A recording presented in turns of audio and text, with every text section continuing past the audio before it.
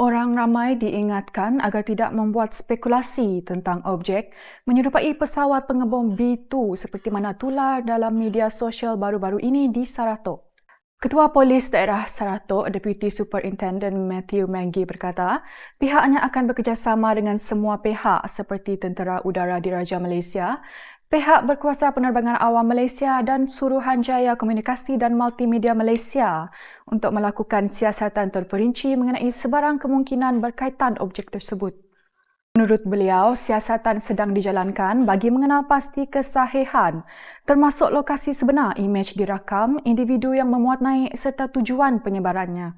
Beliau menegaskan polis tidak akan berkompromi terhadap mana-mana pihak yang menyebarkan maklumat tidak sahih atau menimbulkan kegusaran awam melalui media sosial.